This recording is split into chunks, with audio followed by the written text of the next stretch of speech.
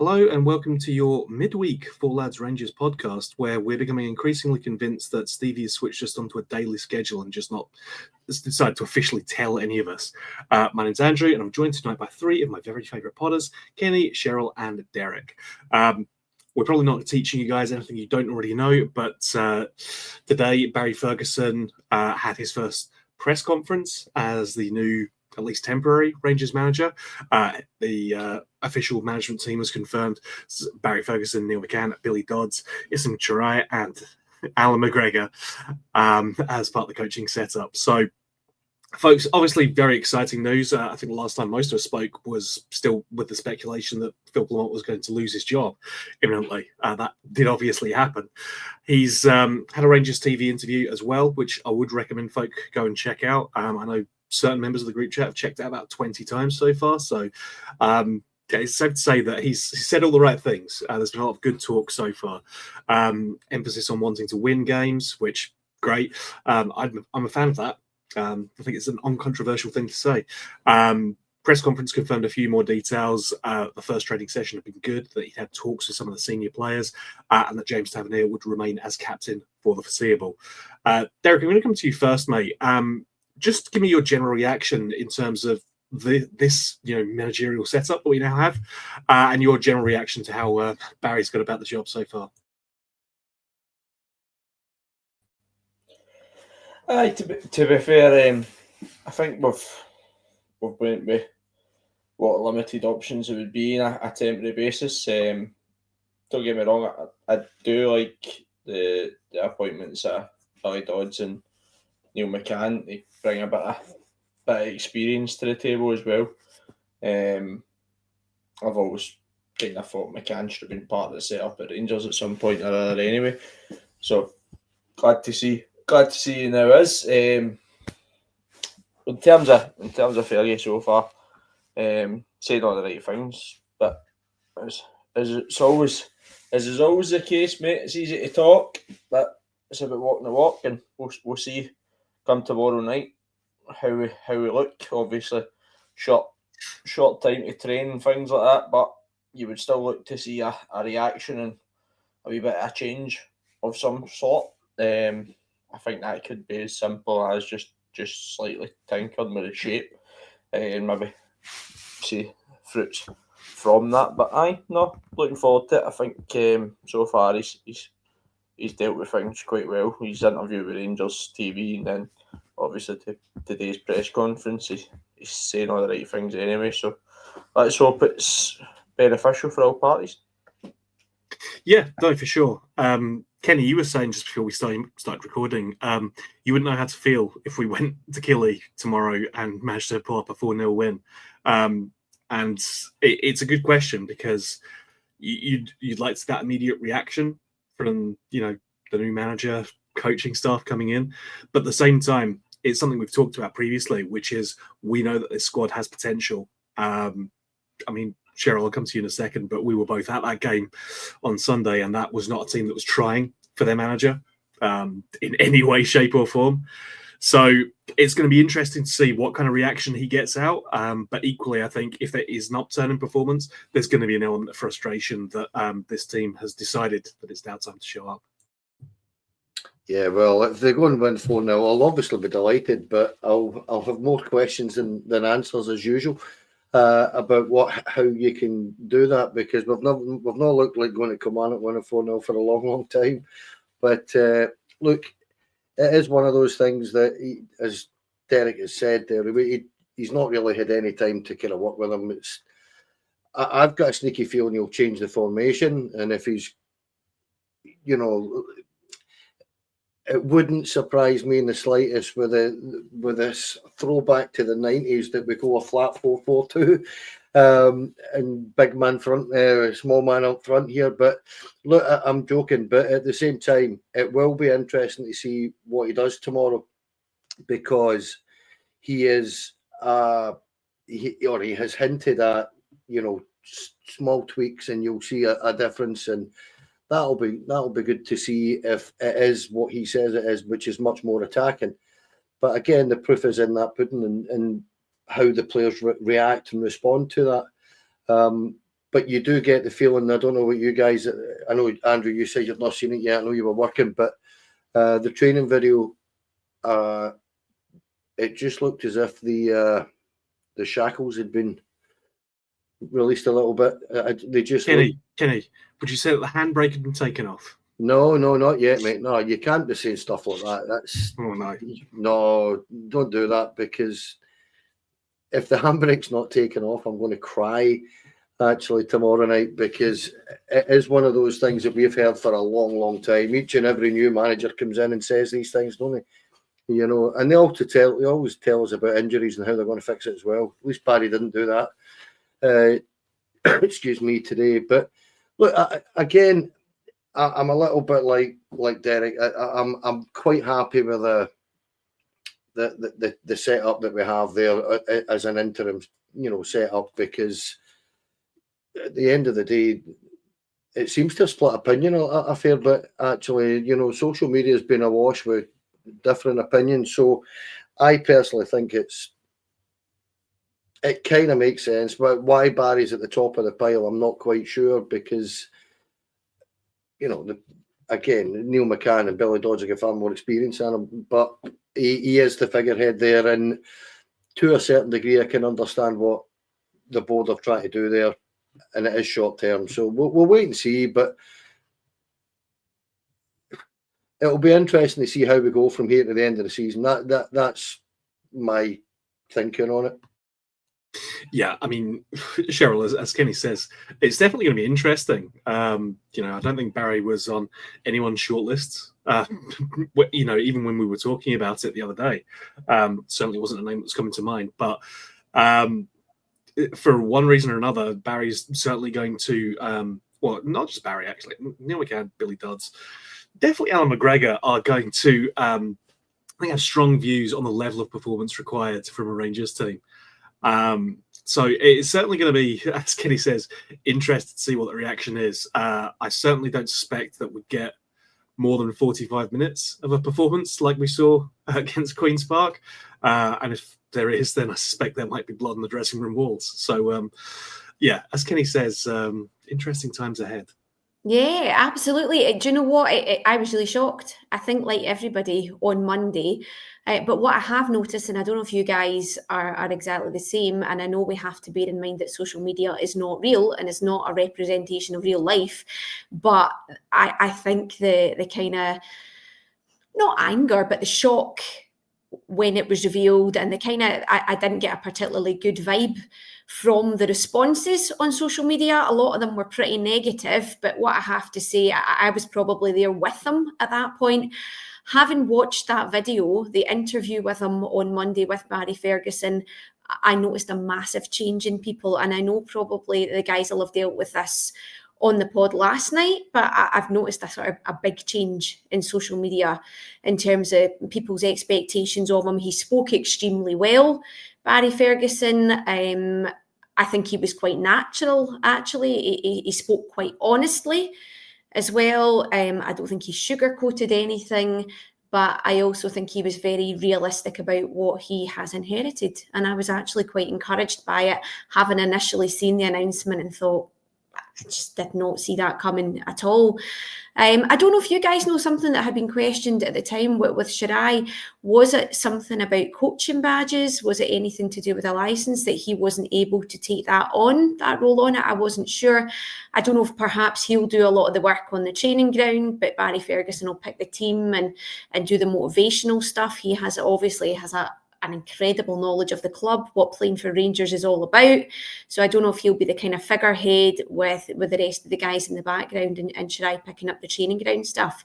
Kenny, you had mentioned tactics, and I'm going to do a wee bit of name dropping here, because prior to the Aberdeen game, and don't boo me, I did a wee input on Sports Sound for the BBC. It was a wee interview about the thoughts on Clement. And I did it alongside Billy Dodds. and I had been asked what had gone wrong, what was the kind of fans' position on Clement, and what I focused on at that point was this reverting back to the formation that wasn't working, having, at the beginning of December gone with the two strikers and how well that had worked from us. So we've seen it against Spurs as well, really good performances, Kilmarnock, Ross County, and Billy Dodds was vehement in his agreement that he could not understand why Clement had then gone back to one up front when it was very, very clear that we needed to go for most of the games, most of the teams that we'll face with two up top. So hopefully that's a wee bit of a sign of things to come, that we'll play more attacking football. Yeah, I mean, fingers crossed, right? Our style of play has not exactly been forthright, I guess you'd say. It's been very reserved. It's been very, as Neil McCann said, who's now part of the training staff, it's been very nervous in its approach. A lot of trying to play the safe ball, throwing back to the defence, trying to just hold on to control and nothing else. And hey, it's super if you get 70% possession, but it means nothing if the biggest statistic at the top is still against you. So interesting. I've got to stop using the word, but it's fascinating. Yeah, it's going to be fascinating to see what's going to happen next. In terms of the playing squad then, Derek, I mean, clearly Barry's not in a position to bring in any more players, but given that he's probably our last best youth prospect to come through the system, given that they have maybe been underplayed in the past, do you think there's a chance he's going to start embracing more of the youth side of things? I've got a feeling we won't see too much of players like Tom Lawrence, for instance, guys who are almost certainly not going to be here next summer. Because at this point, I mean, Barry Ferguson's got nothing to lose here. He can go for it, try and win games, but he's not going to be judged on that realistically, because he's going into a house on fire. It's probably a phrase that someone's used in the past before. So I don't think there's any massive expectations on him to go on and do anything amazing. If he goes and win the European Cup, then regardless of what the 49ers think, then yeah, he can stay. That's fine. I feel that's unlikely. So yeah, I mean, we're going to start talking about Killy specifically, but do you see much in the change of the personnel we're going to be relying on going forward? And particularly James Tavernier staying as captain as well. That's certainly been a point of much discussion online, let's say. To be fair, I think we can expect to see three in the middle of the park from me, and I would say that part of that might see young Bailey Rice get more opportunities through that. Obviously, Barron's still injured just now, so we're short on centre mid options. So I think myself that you'll see Bailey Rice get opportunities. I was expecting they would get opportunities anyway, but I think possibly we could see him get more opportunities. In terms of overall the youngsters, I'm not too sure. As we've discussed before, Finlay Curtis doesn't really look like an out-and-out winger. It looks more like an inside-forward type, so does that suit how we're likely to play? I'm not too sure. But I definitely see Rice getting more opportunities. On the captaincy, I just don't get it with people. I don't get why they're so vehement like that. Well, you know why? People don't like Tav. They haven't liked Tav for a long, long time, and it's just being a bonnet that they'll always have. But at the end of the day, the guys carried the team on his back for long enough now, so I'm quite happy for Tav to remain as our captain, because I don't see anybody else exactly jumping up with great leadership, responsibility, and very much someone who would rather that James Tavernier continues as our captain anyway, mate. Also, what I just say, I think it's very harsh to say that Barry Ferguson's the last product to come out of youth academy, considering Alan Hutton's done no bad for himself, but that's purely just getting a wee bit Did okay, I guess. Did okay. I mean, still a record, signing that we've sold, but hey, what does that mean? Kenny, just coming to you, mate.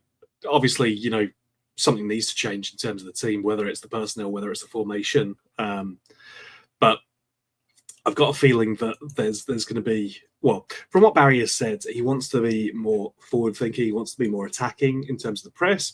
He wants to play more aggressively, and knowing how Barry played, we hope that doesn't translate just kicking everything that was above the grass. But it certainly. I mean, the thing is, it's still an unknown at the moment. I think we've got so used to Phil Clement ball that this is. I mean, if nothing else, it'll certainly be a change. You would hope. Bin the horseshoe football right away. I think that's what you'll see happen tomorrow. I think they will go, as Derek says, I think they'll probably play with an extra man in the middle of the park. I think anybody that's been watching Rangers and these three, and Alan McGregor have, they'll probably realise that, our midfield can get overrun really quickly. So I think they'll want to stop that. Barry, being a midfielder himself, will have that nailed on, that what he wants to do in there. So I'm not concerned about that. But look, I don't know. I don't think there's an awful lot of personnel changes you can make for tomorrow. I don't think there's huge amounts of changes you can make. All you can do is tinker with that system. I've got a funny feeling it won't be the 4-2-3-1. It'll be more like a 4-3-3, I would imagine. But again, we'll just have to wait and see, because nobody knows what we're going to do tomorrow. But one thing, as I say, I would say is that with the experience that the coaching staff have and the knowledge of the game, with the better players, I expected to get an immediate response. Actually, I do expect them to turn around and say, how to explain this, that literally to instill that confidence and belief in them and tell them, and Barry Ferguson has pointed to it actually and said that one of the first things he says to them is, it's a privilege to be here.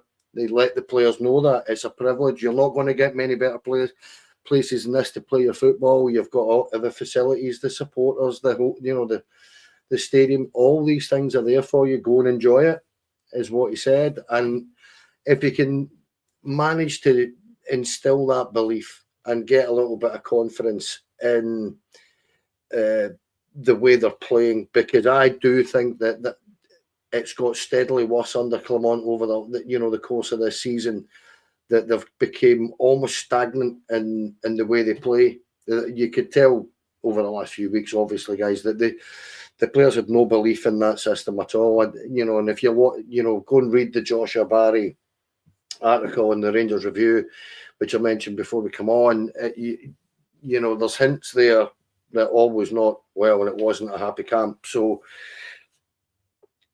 that not being in the room now, as it were, might help them as well, just to take that weight off their shoulders. And that the weight of expectation wearing our jersey is a big one, but when it's not, you've no belief in what you're trying to do, it becomes very, very, very heavy. And that's what Barry has to do at this minute in time, to be honest with you. He has to just get that confidence going. And listen, it might come a little bit too early tomorrow for him to make huge differences, and particularly, as I said, with personnel. So it will be interesting in terms of what he does with the kind of tactics of the formation and the style and the shape that he's going to try and implement. So, yeah, it will be. I'm looking forward to tomorrow, actually. I don't know about you guys, but all of a sudden, from thinking just getting this season done for me, all of a sudden I'm actually looking at it again. I'm actually really looking forward to watching them play tomorrow and see how they do and see the reaction the players have with them. So I don't know what you guys thought, but that's my kind of take on that. Yeah, can I pick up on your earlier question, Andrew, regarding the captaincy?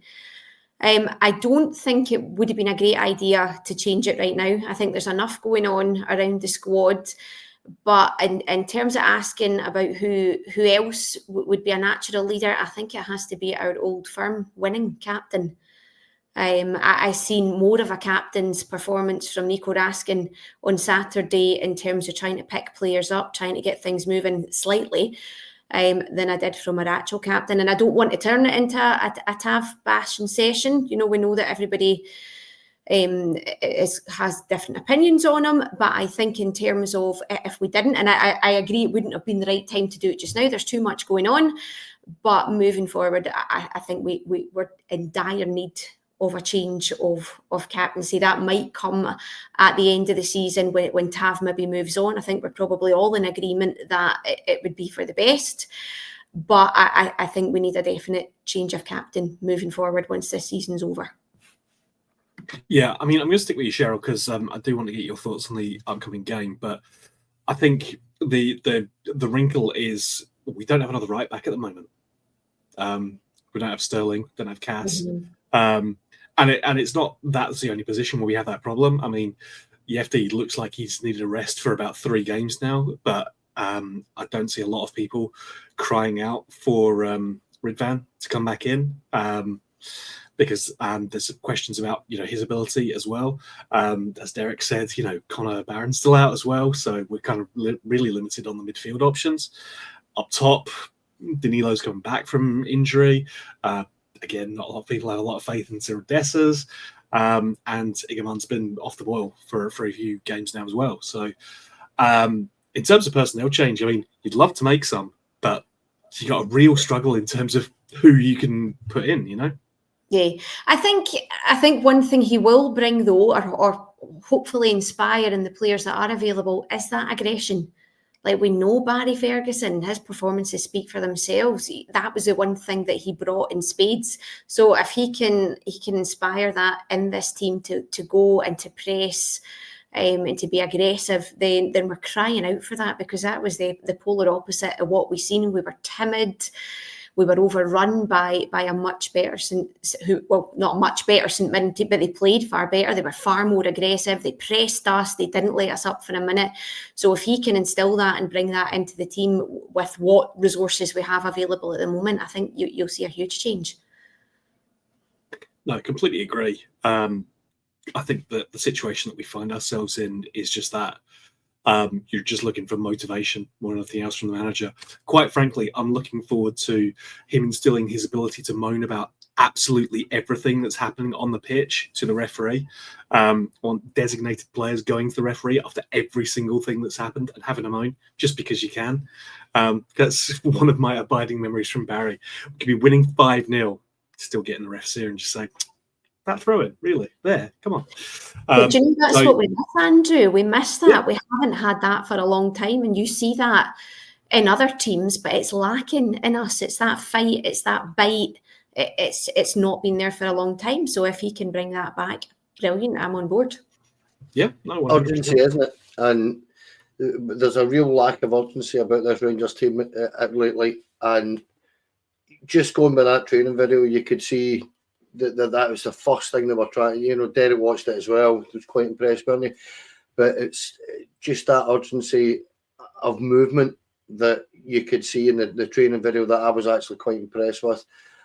Listen, slightly facetious note, but see if they just hurry up and take their throw-ins and their set pieces, that'll work for me for a start, because it's the bane of my life watching Rangers is how long it takes for us to get ourselves set up to take a silly little throw-in. So things like start throwing them like towards the opposition. No, I think we're shooting that way. Sometimes they maybe need reminded at times. I don't know, but yeah, it is crazy that how long it takes us to take set pieces. I've just never understood it. Can you remember who it was, Kenny? Sorry, Andrew. There was a game recently. It was at home. We took a quick throw and we scored from it. Who was it? We actually pressed and we took a really quick throw and from that we scored. That's the last time. It was a game just after Christmas, I think, at home. Tierney's goal against. That's it. Was it Tierney's goal against Dundee just before Christmas? It was a. I can't remember, but I just remember actually thinking, oh my God, we've taken a quick throw in, and the result was a goal from that. But I honestly can't remember. But I'm old, so I can't remember these things. Kenny, we've already established that I'm a lot younger than you, and my memory is even worse. So, you were worried I was going to say nothing bad there, weren't you? But it was a compliment in disguise. Going by the group chat, mate, it was just to be expected. I've been getting slaughtered. All right, Kenny. All right. like it is the thing. It again, and it's not an example of that, but it's where we stumbled on positive play and then immediately had to get rid of it under Phil Clement. So, listen, I think some of the negativity around Barry Ferguson has been his managerial record. It's not overly impressive if you just look at the numbers. It's Alloa and Kelty Hearts, so I'm not sure how the experience in that league, in those leagues, translates up to Premiership managing Rangers, who obviously have a lot more resources and are more expected to win than those teams. But nonetheless, I think that is where the concern comes from. But so far, in terms of the press conference, in terms of everything that's been said so far, he has been doing the right things, and that's good to see. It's only a short one tonight, folks, because let's face it, a lot of this has been discussed already. But obviously, want to have an opportunity to let the guys give their opinions on a new management team, what we expect, and to look forward to an as ever lovely trip away to Killy. It's always just a delightful place to go. So I just mean in a footballing sense. I'm not trying to slate Kilmarnock or anything like that. I wouldn't do that. I mean, I'm not from Scotland, so I wouldn't dare. As ever, folks, pleasure to talk to all three of you. Could not do it without you guys. Thank you, Kenny. No, thank you. And thanks, guys. Enjoyed that. Derek, pleasure as always, mate. Cheers, mate. Enjoyed that. Thank you. And Sheryl, I promise I'm not going to come back to Scotland until, we start winning games again. So you're not welcome on the gantry until such times as you can prove that you'll be on it, and we will win convincingly. You got to think that coming up for a game against St Mirren, that's a safe bet, right? But this Rangers team is finding new ways to prove me wrong. So we are. Folks, as ever, it's a pleasure talking to you guys. Wanted to highlight that we have a membership scheme on the YouTube. I think the only benefits of it are you get a little button next to your name, and also you can use stickers in chat that have got Stevie's face on them, and that's just funny to me. I want to especially thank, though, Gordon Bain, who subscribed at some ludicrous level as a Four Lads founding member. So, Gordon, reach out to us if you're watching. You're entitled to come on the pod and have your say if you want. As a result of that, we are offering this as only a limited thing. I think after the first 100 people do it, then it will just be luck of the draw, basically. But it's just something we're doing. It doesn't guarantee you anything. Folks, if you're watching and you're worried you're missing out on content, you aren't, because we want to keep this as open and available to everyone as possible. But it's just a little benefit, a little way of helping us grow, helping us develop the pod, and helping us do all manner of cool stuff, like me flying up to Scotland and watching Rangers get horribly beaten. So, if you want to see more of that kind of content, then please do become a member of the YouTube channel, because, hey, that was a delight for me. Thank you again, folks. We do appreciate it. I believe Kenny and Stevie will be back tomorrow, because we're on a daily schedule now, even though Stevie's not saying it officially. And then we'll also be back on Thursday reacting to the Killy game. And then I'm off on Friday, so I don't care what's happening at that point. All right, I'll be done. But we will certainly keep you up to date on all the news, all the feedback, and all of the drama. And it's fair to say there's going to be some coming up that's coming out of Rangers in the next few days and weeks. Thank you again for watching. And until we talk to you again, bye for now.